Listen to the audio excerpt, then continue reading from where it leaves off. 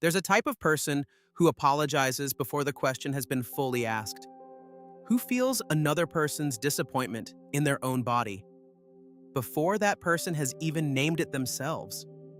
They apologize when someone bumps into them. They apologize before asking a question.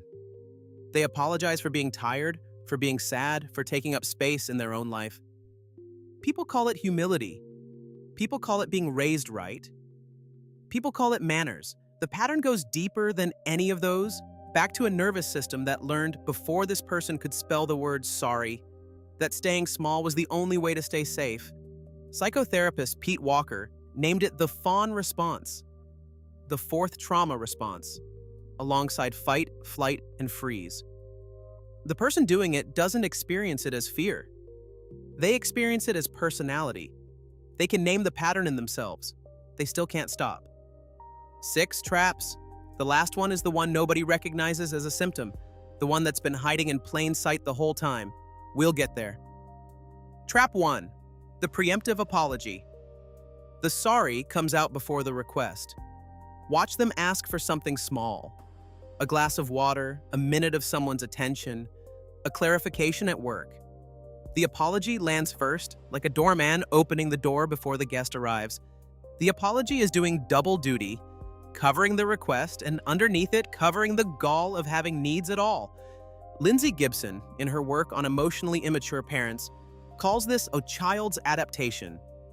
When a kid grows up around adults whose moods are unpredictable, whose anger comes out of nowhere, whose love arrives on conditions nobody can name, the kid learns one rule fast: make yourself small first, before you find out what they need.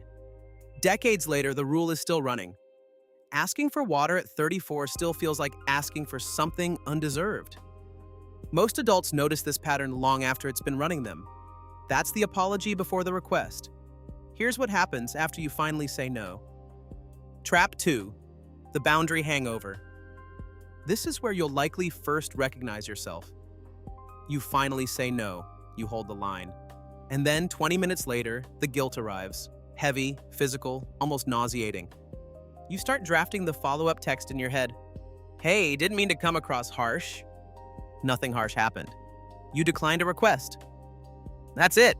Stephen Porges, the neuroscientist who developed polyvagal theory, would call this neuroception, your body's automatic threat detector running underneath conscious thought.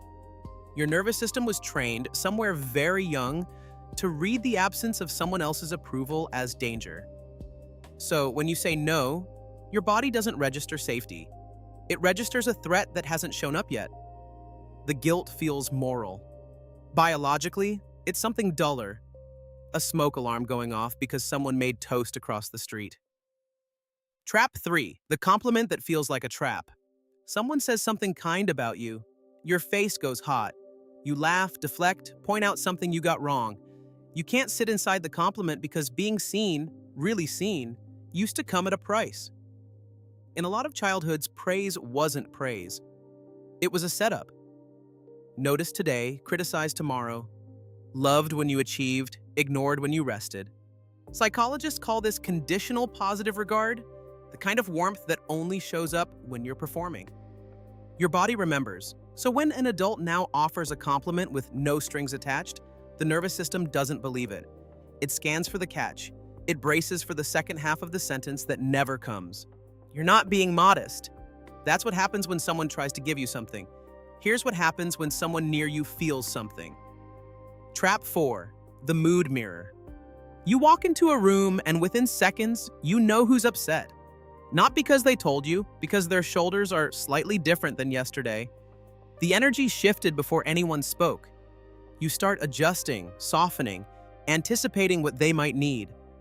The story you've been told about yourself is that this is empathy.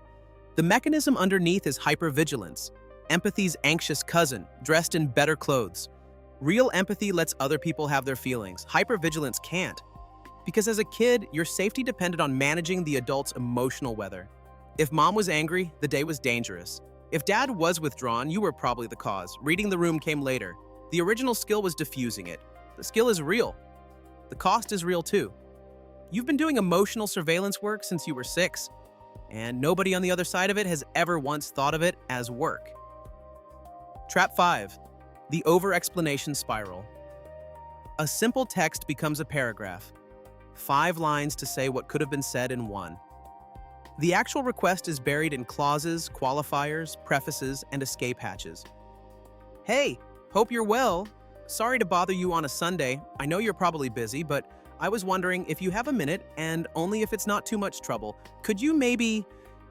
The over-explanation gets read as politeness from the outside. From the inside, you're managing the imaginary version of the other person. The one who's already annoyed with you, already inconvenienced, already regretting answering. That person doesn't exist in this conversation. They lived in your house when you were 8.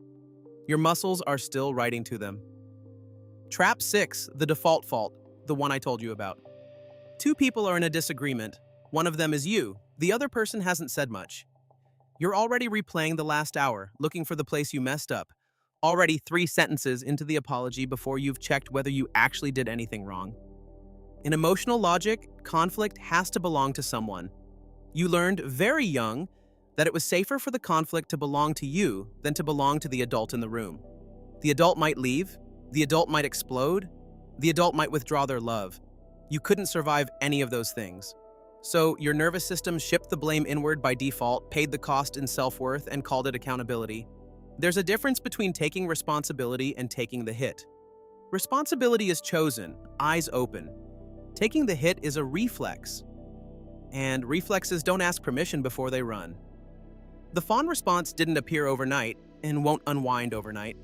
Catch the apology before it leaves your mouth, and ask once who you're actually apologizing to.